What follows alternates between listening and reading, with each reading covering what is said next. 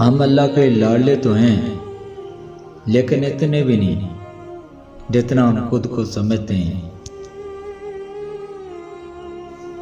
قدرت نے انسان کو ایک ایسی بڑی نعمت سے نوازا ہے جسے ہم ضمیر کہتے ہیں۔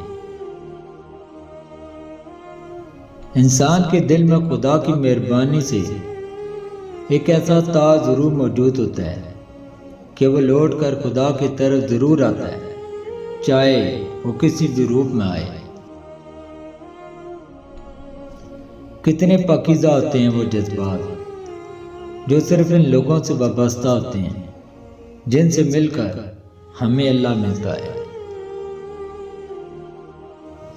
جو مرد آپ کے لیے رو پڑے بس وہ محبت کی انتہا ہے، اس سے زیادہ آپ کو کوئی بھی نہیں چاہ سکتا۔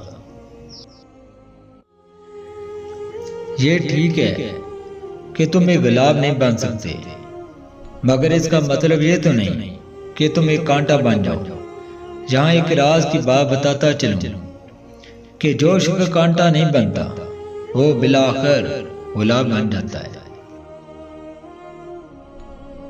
طلب سچی ہو اور پیاس جان لیوا ہو تو رہبر خود بخود دروازے پر آ کر دستک دیتا ہے۔